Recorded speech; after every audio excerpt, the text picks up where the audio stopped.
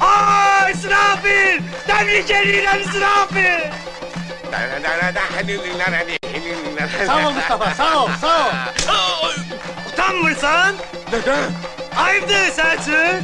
Ne? Oğlumu evlendirirsen bana haber edemirsen? Ne? Onu kim dedi sana? Mehmet Ali! Sarı Mehmet Ali! Ne Mehmet Ali? Ah İsrafil! Bırak, Güldü belimi gönlümden. bırak. Kızım sana gel kalım. Kızım sana başmalalım. Kızım sana çorap alın.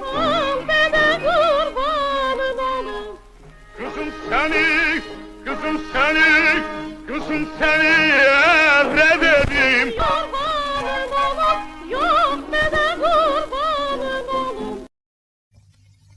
Bu ne pilavıdır? Yer getir. Pilav pişirmek de bilmirsen. Beğenmirdim özüm pişireydim. Ha? Arvadın da işini ben görenden sonra besarvat neye gereğidir? Ele hara bakırsan sarva dişini, tarlada darvat, evde darvat. Hiç bilmirəm kim bunu böyle böyle. Magdal et ha! Ne? Çay getir. Pürrenk olsun.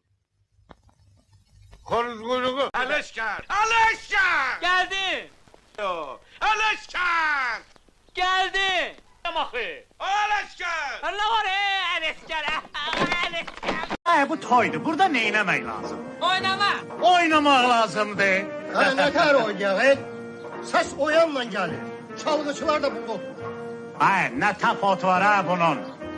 Buradan eşit, buradan da oyna da. Mən adımı Nərgiz qoymaram, onu tapıb geri qaytarmasam. Sen onu hardan tapacaksan? Avtobus stansiyasından. Orada da olmasa?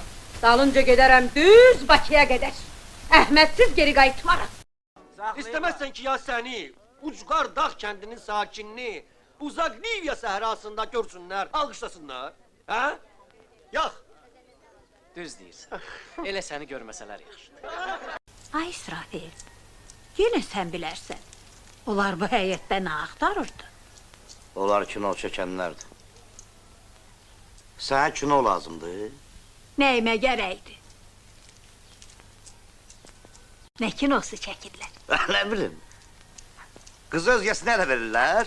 Bu da kızın birinci sevgilisi gelip çıkıyor askerlikten. Elinde de bomba. Ha. Ben evlenmirəm. Evleneceksen. Evlenmeyeceğim. Evleneceksen. Evlenmeyeceğim. Uy!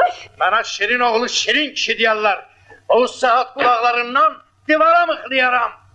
Değme ata, değme! Az tutanız beni. Əhmədin anası ölməyib, könəl qaldıra